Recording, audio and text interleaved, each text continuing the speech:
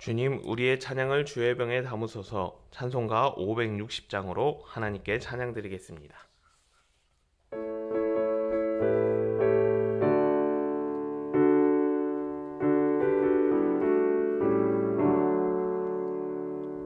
주의 발자취를 따름이 어찌 즐거운 일 아닌가. 맘의 맑은 하늘 열리고 밝은 빛이 비친다. 발자취를 따라가자 기쁜 마음으로. 발자취를 따라가자 찬송하며 즐겁게.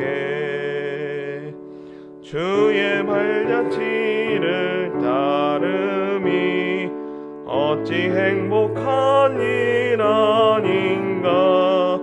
마음의 악한 생각 사라져 밝은 마음 싹 튼다. 발자취를 따라가자 기쁜 마음으로. 발자취를 따라가자 찬송하며 즐겁게. 주의 발자취를 따름이 어찌 든든한 일 아닌가. 마음의 두려움은 사라져 새로운 힘 솟는다. 발자취를 따라가자 기쁜 마음으로. 발자취를 따라가자 찬송하며 즐겁게.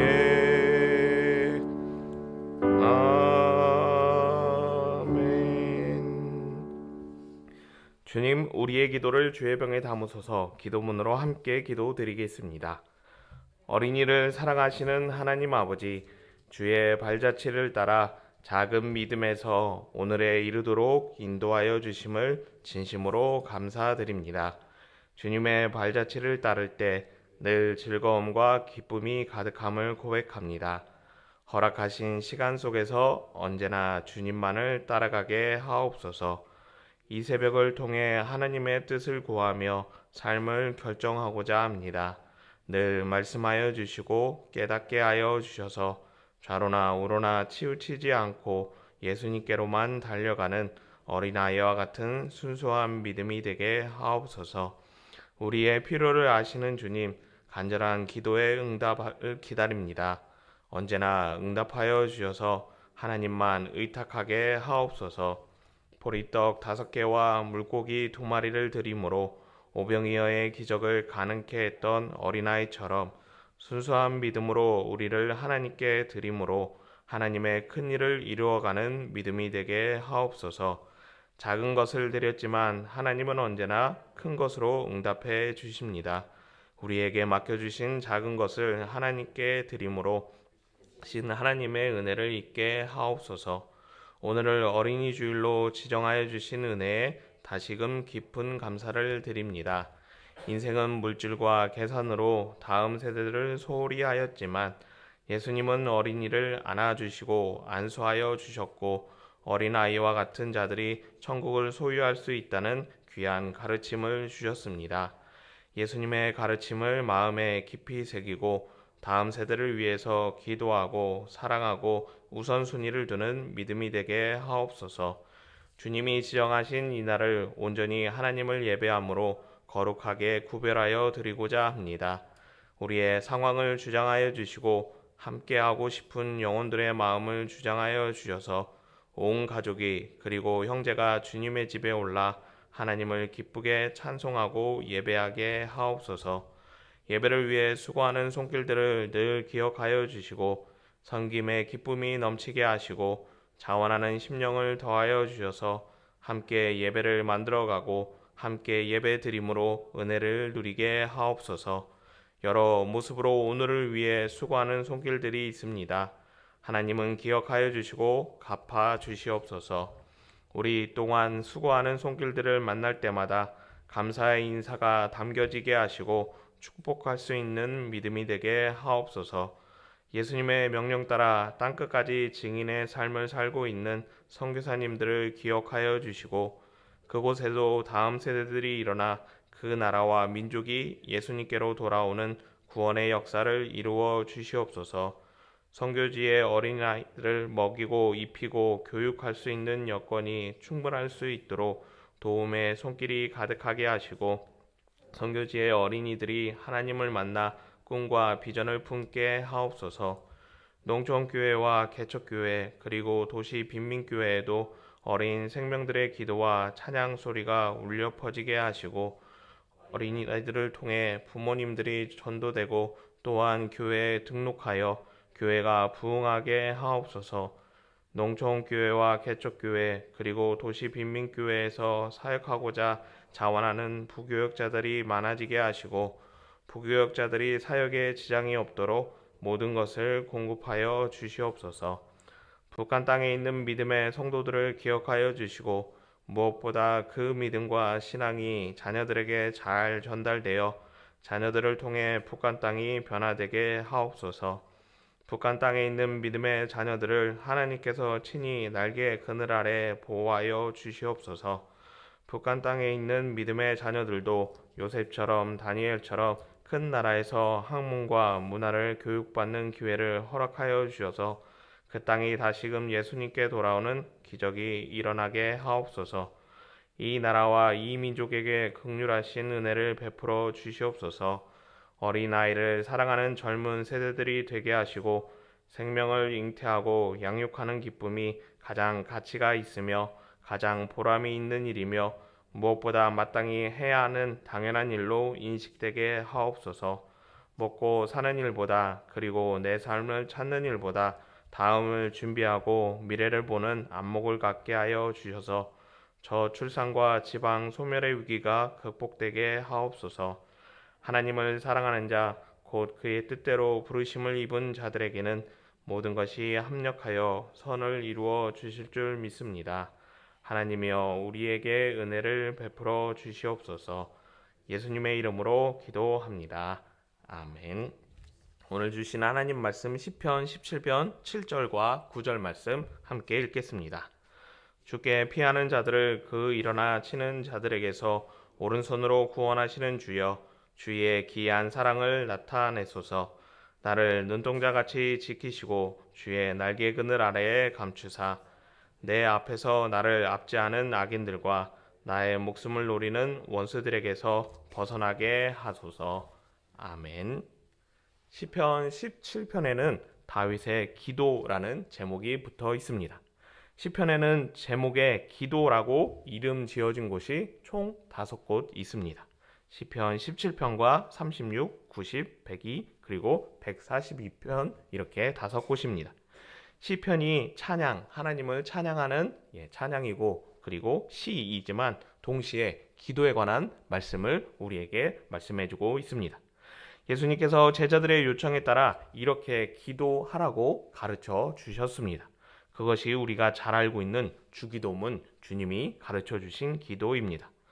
혹자는 주기도문에서 문자를 빼야 하는 주기도라고 그렇게 구분해서 말하기도 하지만 중요한 것은 기도에 대해서 알고 배워서 기도해야 한다는 것입니다. 야고보서 4장 3절 말씀은 이렇게 말씀하고 있습니다. 구하여도 받지 못함은 정욕으로 쓰려고 잘못 구하기 때문이라. 기도를 하지만 응답이 없습니다. 왜 우리에게 응답이 없느냐? 정욕에 쓰려고 잘못 구하기 때문입니다. 또 기도로 구했지만 작은 것을 응답받게 됩니다. 더 큰 것을 받을 수 있고 더 많은 것을 누릴 수 있지만 기도 내용을 작게 담으면 작게 누리고 작게 소유할 수 없는 일이 생기게 됩니다. 어떻게 우리는 기도해야 할까요? 오늘 본문 7절에 말씀하고 있는데 7절 말씀 함께 읽겠습니다. 주께 피하는 자들을 그 일어나 치는 자들에게서 오른손으로 구원하시는 주여, 주의 기이한 사랑을 나타내소서. 어떤 이유인지 알 수 없지만 다윗은 악인들로부터 도망을 가야 되는 도망자 신세가 됩니다. 다윗은 잘 알고 계신 것처럼 이스라엘의 왕입니다. 물론 시편 17편에서 다윗이 왕이었는지 아니면 어린 아이였는지 알 수는 없는 상황입니다. 하지만 성경을 통해서 성경 전체를 쭉 살펴봤을 때 다윗이 추격자를 만나서 충분히 대등하게 싸울 수 있는, 오히려 그들을 이길 수 있는 사람이었다는 것을 확인하게 됩니다. 목동일 때는 곰과 사자를 만났지만 돌팔매로 모두 무찔러 내었습니다. 그리고 또 골리앗과 싸워서 이긴 사람이 다윗이었습니다. 장성한 후에는 사울 왕에게 2번이나 죽을 뻔한 위기를 만났지만 또 2번이나 원수 갚을 기회도 얻었던 사람이 다윗입니다. 그런데 그럼에도 불구하고 다윗은 현재 추격을 받아 도망자 신세가 되게 됩니다. 그리고 그때 하나님께 구원을 위해서, 자신의 구원을 위해서 하나님께 강청하게 됩니다. 왜 다윗은 스스로 도망자 신세가 되는 것을 자원하고 있는 것일까요? 스스로 문제를 해결하지 않고 하나님께 자신의 모든 문제를 의탁하려는 믿음 때문입니다. 자신이 도망자 신세가 되는 불편한 상황 가운데 있지만 다윗은 그것을 불편하게 여기지 않고 오히려 하나님을 의지하는, 하나님께 도움을 구하는 기회로 생각하여서 도망자 신세를 자처합니다. 다르게 표현을 해보면 창피하지만 그것밖에 안 되냐고, 능력도 없다라고 멸시를 받을 수 있지만 다윗은 그런 것에 개의치 않고 기쁜 마음으로 하나님께 자신을 의탁하는, 하나님께 어떤 상황 가운데, 어떤 순간 가운데, 주변의 어떤 평가 가운데 아무런 것을 개의치 않고 하나님께 의탁하는 그런 기도를 드리게 됩니다.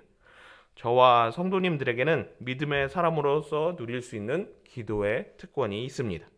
그때 어떻게 기도하면 좋을까요? 하나님께서 갚아주시고 하나님께서 내 모든 송사를 맡겨달라라고 하나님께 전적인 의탁의 기도를 드리는 것이 가장 좋은 기도입니다. 마태복음 11장 28에서 29절 말씀을 함께 읽겠습니다. 수고하고 무거운 짐진 자들아 다 내게로 오라. 내가 너희를 쉬게 하리라. 나는 마음이 온유하고 겸손하니 나의 멍에를 메고 내게 배우라. 그리하면 너희 마음이 쉼을 얻으리니. 예수님께서 짐을 내게 맡기라 말씀하십니다. 그리고 나의 멍에를 메라고 말씀하십니다. 이 말씀은 헌집을 주면 새 집을 주겠다라고 예수님께서 말씀하신 것이 아닙니다. 너의 무거운 짐을 가벼운 짐으로 바꿔주겠다, 짐은 계속 져야 된다라고 그렇게 말씀하시는 것이 아니라는 것입니다. 내게 맡기지 못하고 내가 하려고 하는 그런 가벼운 멍에를 너는 짊어지면 된다라고 그렇게 말씀하시는 것입니다. 내 인생을 하나님께 맡기는 것 쉽다고 말할 수 있습니다.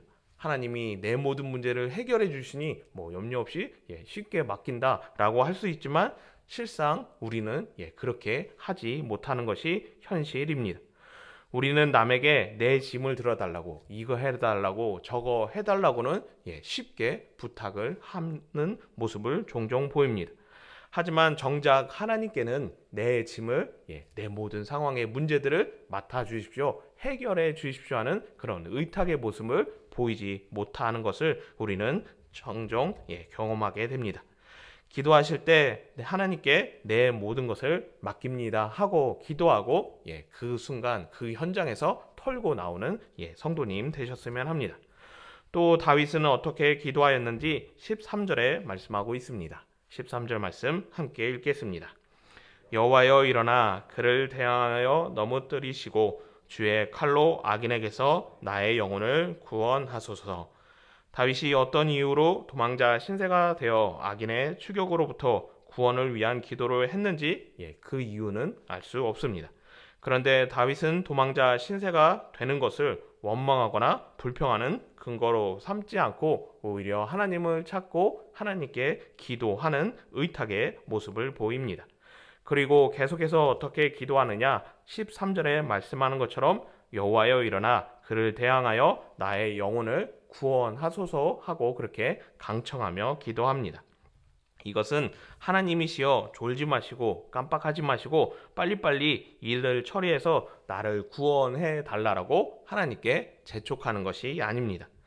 내가 하지 않고 하나님께서 일하시도록 자신의 역할을, 자신의 어떤 모든 것을 하나님께 위임하는 모습입니다. 언제 다윗이 이 일을 위임하느냐? 바로 아무런 걱정, 근심이 없을 때 하나님께 위임하지 않습니다. 또 그리고 시간적으로 여유가 있을 때 하나님께 위임하고 결과를 기다리는 것이 아닙니다. 아주 상황적으로 긴급한 상황에 지금 판단을 하고 결정을 해야 되는 그 순간에도 다윗은 하나님께 기도하는, 하나님께 모든 정권을 위임하는 그런 모습을 보이고 있는 것입니다. 언제까지 우리가 기도해야 되고 어떤 때에도 우리는 계속해서 기도해야 될까요? 물론 이것이 일반적으로 다 통용된다는 말씀이 아니라 쉬지 말고 기도하라는 말씀에 근거를 해본다면 우리는 결정하는 그 순간 직전에까지 기도하는 모습으로 나아가야 됩니다. 느헤미야 2장 4절에 말씀하고 있는데 느헤미야 2장 4절 말씀 함께 제가 봉독하겠습니다. 왕이 내게 이르시되 그러면 내가 무엇을 원하느냐 하시기로 내가 곧 하늘의 하나님께 묵도하고. 왕에게 말하기 직전에 느헤미야는 잠시 기도하게 됩니다. 어떤 분은 이 기도를 3초 기도이다, 5초 기도이다라고 그렇게 기도의 제목을 붙이기도 합니다. 왕에게 말하기 직전 느헤미야는 수심이 가득한 얼굴로 왕에게 나가고 왕이 무슨 일이냐고 했을 때 느헤미야는 잠시 묵도하게 됩니다. 그 시간이 한 3초, 길어야 5초 정도인데 그 긴급한 상황에서 어떤 말을 해야 될지 그 말에 따라서 느헤미야의 목숨이, 느헤미야의 어떤 삶이 결정되는 그런 순간까지 느헤미야는 기도하면서 그렇게 나아가게 됩니다. 그때 느헤미야는 어떻게 되었나요? 왕이 술을 먹으려고 하는데 표정이 안 좋아서 좌천되거나 이렇게 귀향을 가는 것이 아니라 왕의 진노가 국률로 변해서 예루살렘 성벽 재건에 참여할 수 있는 그런 허락을 받게 됩니다. 기도하기 가장 좋은 시점이 언제일까요? 바로 결정하기 직전이라고 그렇게 말씀드릴 수 있습니다. 언제까지 우리는 기도해야 될까요? 일을 시작하기 직전까지 우리는 계속해서 기도해야 됩니다. 시편 17편의 기도 모범을 따라 늘 기도하는, 기도를 쉬지 않는 믿음의 성도님 되셔서 응답이 가득한 삶이 되기를 예수님의 이름으로 축복합니다. 사랑과 은혜가 많으신 하나님 아버지, 우리에게 기도의 특권을 허락하여 주시고 하나님께 전적인 의탁을 드리는 내 모든 짐을 맡기는 기도할 수 있도록 무엇보다 쉬지 말고 기도하는 말씀 따라 항상 기도하는 결정의 순간까지 기도할 수 있는 믿음이 될 수 있도록 은혜 주심에 감사합니다. 오늘 이 새벽에 기도하는 모든 것에 늘 응답하여 주시옵소서. 거룩한 주일 하나님 전에 나아가 하나님을 예배합니다. 무엇보다 어린이 주일을 통해 다시금 우리의 다음 세대와 자녀를 위해 예배 가운데 기도하오니 그 모든 기도에 응답하여 주셔서 교회의 미래가 있을 수 있도록 우리 가정과 우리 나라와 우리 민족의 다음 세대가 늘 소망 가운데 거할 수 있도록 은혜 내려 주시옵소서. 예수님의 이름으로 기도드리옵나이다. 아멘. 주님이 가르쳐 주신 기도입니다. 하늘에 계신 우리 아버지, 아버지의 이름을 거룩하게 하시며 아버지의 나라가 오게 하시며 아버지의 뜻이 하늘에서와 같이 땅에서도 이루어지게 하소서. 오늘 우리에게 일용할 양식을 주시고 우리가 우리에게 잘못한 사람을 용서하여 준 것 같이 우리의 죄를 용서하여 주시고 우리를 시험에 빠지지 않게 하시고 악에서 구하소서. 나라와 권능과 영광이 영원히 아버지의 것입니다. 아멘. 자유롭게 기도하시겠습니다.